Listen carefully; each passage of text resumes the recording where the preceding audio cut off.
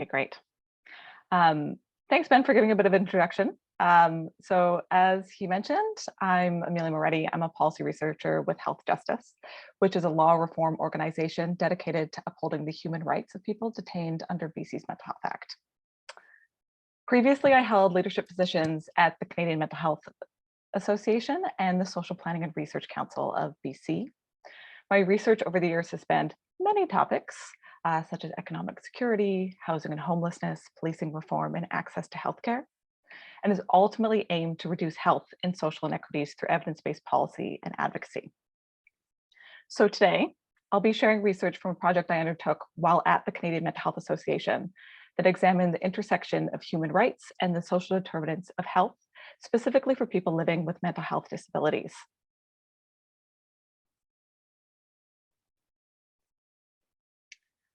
Before I begin, I'd like to acknowledge that I'm joining the workshop today from the traditional, ancestral, and unceded territories of the Musqueam, Squamish, and Tsleil-Waututh First Nations as a white settler.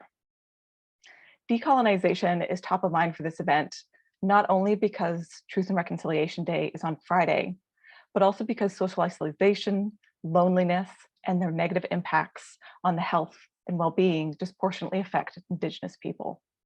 So while I move through the presentation today, I invite everyone to keep in mind the context of colonization, the ongoing intentional displacement of communities from their traditional territories, and the separation of children and their families and communities.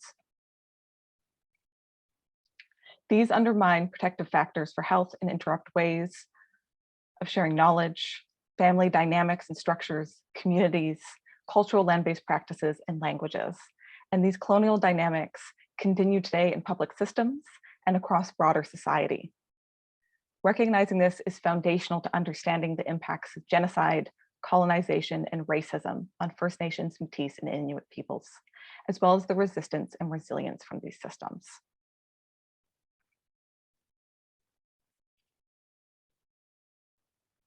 So today I'm going to focus on systemic conditions of social exclusion that can contribute to personal experiences of socialization, increase risk of mental health challenges, and lead to the denial of our basic human rights.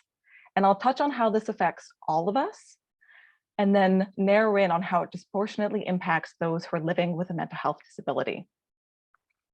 And so I'm going to run through a number of topics today, the first of which is that intersection of human rights and social determinants of mental health. Then the systemic inequalities that place some people at greater risk of isolation and illness. Then the importance of meaningful social inclusion for the fulfillment of our rights to health, security, and dignity. And then at the end, I'm going to put forward a brand example to show how these concepts could apply to your work, and then really open the floor to discussion and questions. And I will say, as a bit of a disclaimer, this is a new audience for me. So I'm used to presenting to fellow researchers, healthcare providers, government decision makers. And so I've done my best to kind of put together a comprehensive and concise presentation, but at any point I gloss over a concept or use an acronym that you're not familiar with, please feel free to flag it for me either in the chat or by raising your hand, and I will happily pause and provide a deeper explanation. Okay. So we'll start with a really controversial statement. We all have a human right to our best possible mental and physical health. Not so controversial. So human rights are basically just that. They're rights that we're all entitled to simply because we're human beings. And our right to health means more than a simple right to be healthy, which may be influenced by systemic conditions or individual biological and lifestyle factors. Instead, the right relates to material and social conditions that are crucial for each person to realize their highest attainable state of health, whatever that is for them. The right encompasses both access to appropriate healthcare, including the right to control one's own body and healthcare decisions, and the right to access what one needs to live a healthy life, which extends well beyond health services and includes what's termed the social determinants of health. These are social factors that influence health outcomes. And so if that's a new term for you, I'm just going to throw out a definition.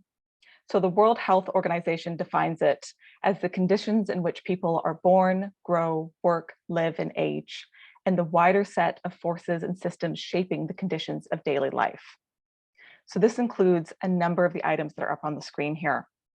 So a social determinant is sufficient, nutritious food, safe and stable housing, income and employment, education, and a healthy physical environment. You can see that these encompass both basic necessities, things we need for survival, like shelter and food, but also our social needs for civic participation, community membership, and cultural and religious freedom. These are only possible if we are free of discrimination and equal before the law. And a key foundation of rights and also social determinants is that they're interdependent, indivisible, and interrelated. And what I mean by that is they cannot be fully enjoyed individually. Rather, each right is necessary for the full enjoyment of all rights. The easiest way to think of this is that we cannot be healthy if we do not have enough to eat, or if we're living on the street without shelter, or isolated from our community and society. We need all those things to be well, and we need all those things to fulfill our right to health. The reality is that we do not all have an equal opportunity to access what we need to be healthy. Some groups face barriers that deny or restrict them from attaining health. Indigenous peoples are one such group, whereby colonization and ongoing colonial dynamics deprive them of their social customs, cultural practices, legal orders, and ancestral traditions that are necessary for their fulfillment of the right to health. The concept of health equity recognizes that these barriers exist and that these barriers need to be dismantled. And it's important to note that equality is different from equity. So equality means each individual or group of people is given the same resources or opportunities, whereas equity recognizes that each person has different circumstances and allocates the exact resources and opportunities needed to reach an equal outcome. And so you can see with the graphic, these are two illustrations of equity versus equality.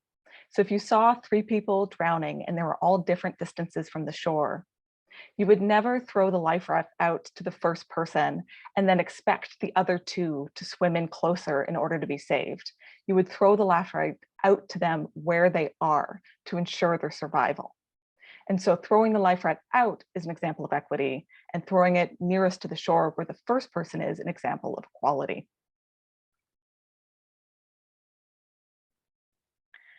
And so all the literature on human rights and social determinants, which is a vast body of knowledge, reveals a single consistent theme in connection to mental health: social inclusion. So social inclusion is the focal point through which all other determinants of health influence mental well-being. The extent to which a person can meet their basic needs, cultivate friendships, secure a sense of place within a community, and maintain a correspondingly stable position in the social hierarchy determines their vulnerability to mental illness and their capacity to recover if they are currently living with an illness. So what that means is home is not merely shelter, but a place and a position within a community. And our jobs signify value and our contribution to society. Our workplaces are a place of belonging and purpose. And the income we receive is a means to participate in social, cultural, and recreational activities that enable us to cultivate friendships, form relationships, and have a shared sense of identity.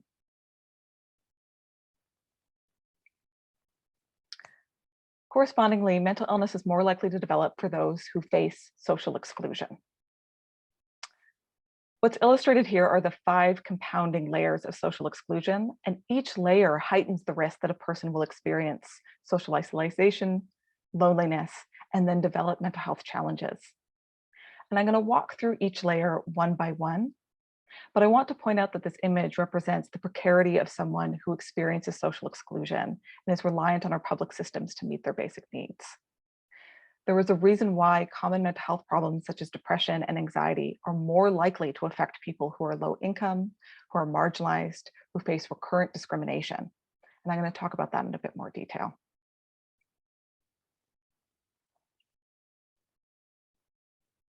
So the first layer of social exclusion that affects all of us relates to income inequality. So in their seminal work, The Spirit Level, which is a very popular book in the public health community, authors Richard Wilkinson and Kate Pickett explain the dramatic increase in mental health problems in unequal countries, where there's a concentration of wealth among the few and a growing portion of people being pushed into poverty.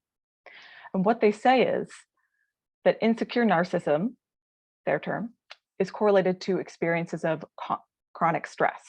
So more and more people report a false sense of self-esteem that manifests as an all-consuming preoccupation with their own identity and how others perceive them in response to social evaluative threats, or instances where they feel their worth or value is being judged by others. People who are wealthy can rely on signifiers of status, such as luxury cars, home ownership, designer clothes, etc. Whereas those who are poor or relatively poor in relation to others face constant pressure to prove their self-worth. And it's important to note that it's not poverty, but relative poverty that puts people at risk. So a potent illustration of this is social media. People are fixated on curating their lives to promote a brand or identity that reflects a particular social status or class and secures their place within a social hierarchy. At the same time, they compare themselves to others and face constant judgment that forces them to continually defend that identity and that position. This is why frequent social media use is associated with negative mental health impacts, particularly for youth who are still formulating their sense of identity and are more sensitive to that cycle of judgment and reinforcement.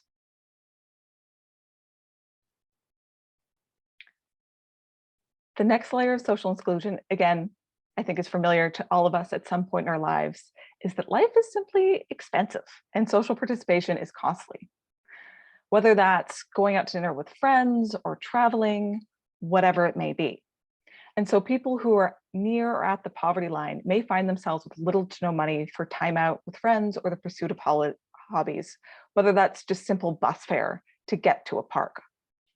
Such exclusion from social, cultural, and recreational activities enforces isolation in a really profound way, stimulates feelings of loneliness, and inhibits their ability to foster meaningful relationships and cultivate that sense of belonging that we know is protective for mental health.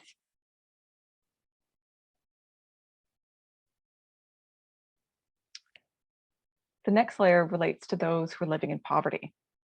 And so if you've never experienced poverty, it's unlikely that you know that poverty is really time and labor intensive. So people whose incomes are insufficient to obtain necessities are caught in a downward spiral of deprivation, whereby the loss of income or employment leads to loss of housing and the lack of food that leads to marginalization and then difficulty accessing health and social services. An example of this here in BC is that many food banks require you to have ID and an address to be able to access them.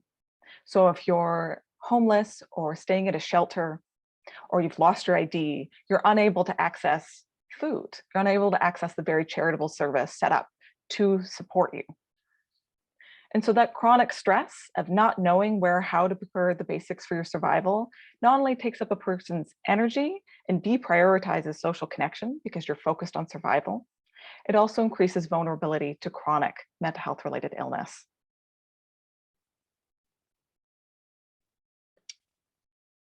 If you are then fortunate to get connected to public services, that introduces another layer of exclusion.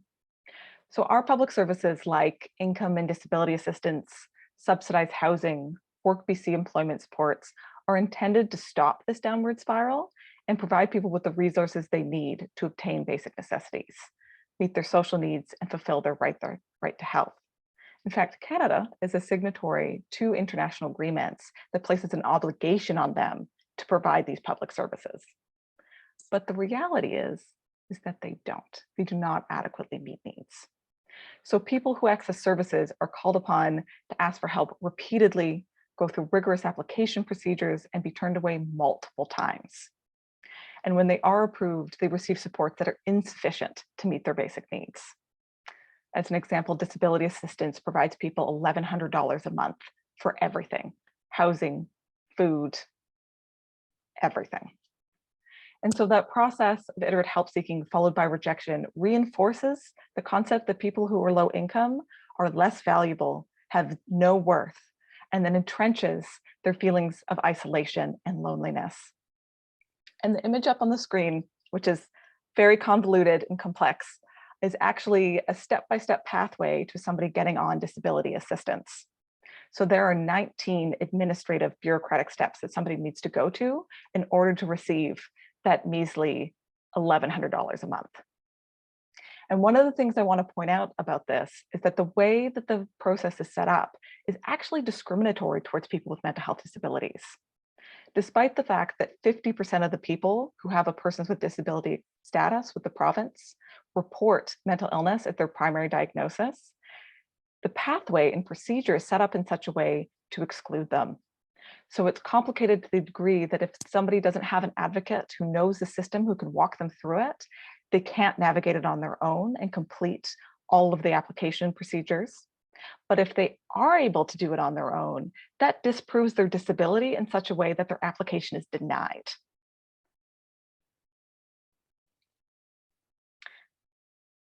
And so stigma and discrimination is another layer of social exclusion. And so people who are identified as different and devalued because of their race, gender, sexual orientation, or ability encounter additional barriers to inclusion, from prejudicial views that inform daily social interactions to systemic practices and policies like disability assistance. Intersectional identities can heighten the risk of discrimination, say if you're an Indigenous woman with a disability. And some identities are more stigmatized than others. Both can lead to worse mental health outcomes. And so I put up one stat here on the slide around people with mental health disabilities. So they experience 3 times the rate of stigma from people who have other health conditions. And the irony, of course, is that then reinforces their risk of developing mental illness, of worsening symptoms, and prohibits them from recovering.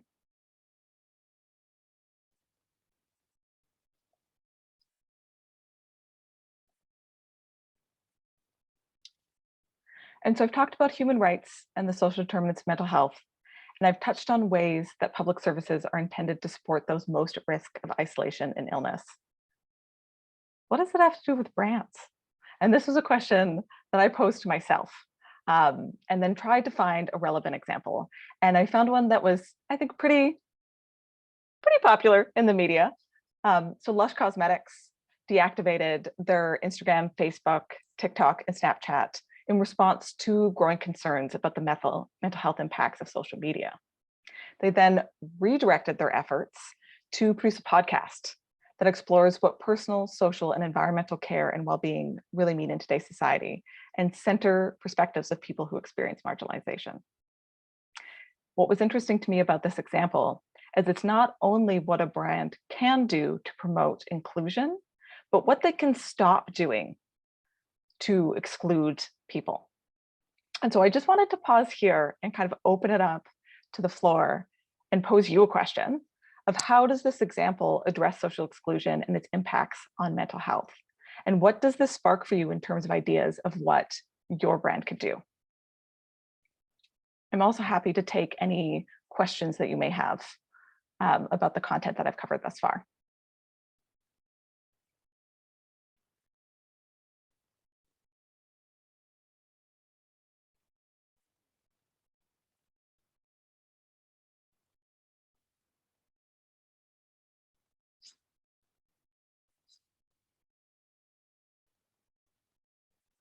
I agree, that is a bold move for Lush.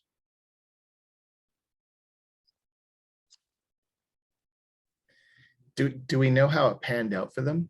That's a fascinating kind of move. Like, so you have all this emphasis on brands and companies needing to connect with people, when it's ironic that we really didn't, like even 10 years ago, it was not the same drive that we have now for that kind of connection. It was all through like classic advertising, right? Or newsprint. But have they seen like an increase in conversation about what their goal was for this deactivation, or have they just seen new sales, in which case, yay anyways? You know what I mean? Like, have they actually done anything for the issue, or have they just worried about their profit margin and continued on that way? Or do you know? Yeah, that's a great question. And I would say, because I'm not internal to Lush, I don't have that insider knowledge.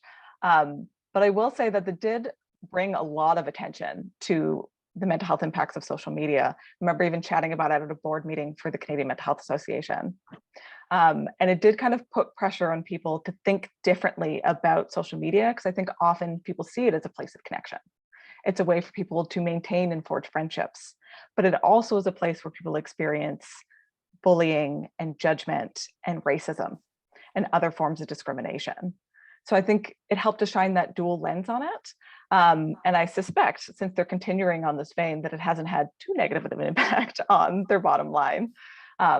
Also, too, an interesting piece with the podcast is that they were able to tie together that experience of lifting up the voices of marginalized people and focusing on kind of systemic issues of oppression, while also tying it to an experience with their products. It's something that you listen to in the bath. So I thought that was pretty brilliant in itself. Yes. Can you hear me? Okay. I was just going to say too that it sounds like it's been beneficial for their bottom line in the end there, because they've really tied it into their brand, but it would have been a big risk at the beginning to their bottom line to do it because of marketing opportunities with their main demographic on Instagram, Facebook, TikTok, and Snapchat. So it was a bold move, not knowing how it probably would affect their bottom line. Yeah, definitely. And oh, sorry, go ahead.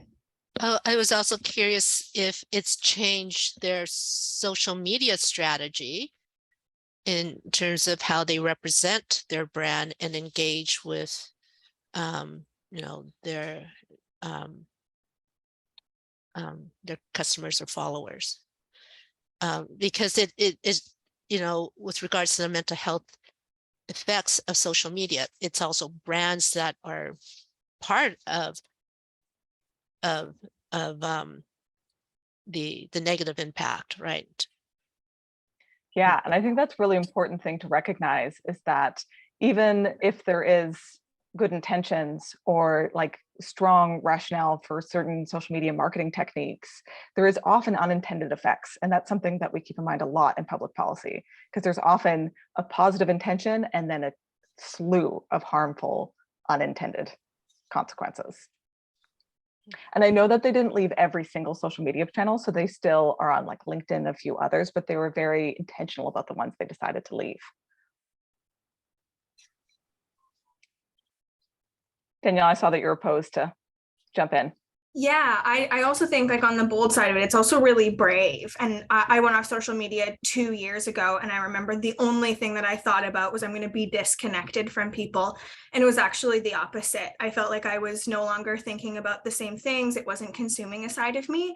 And I put so much effort in the people that were in my life, and my connections became so much better. So it's sort of interesting to see an organization where we put so much light on social media, and I found that I was actually drowning versus thriving, and I'm thriving a lot more not having that and not being consumed by things that really, at the end of the day, either I was purchasing more of something that brought absolutely zero value, and I was putting emphasis on things that didn't matter to me. So it's interesting to see. I think it's a really brave move to do something like that when we think this day and age everything needs to be about social media, when it really doesn't.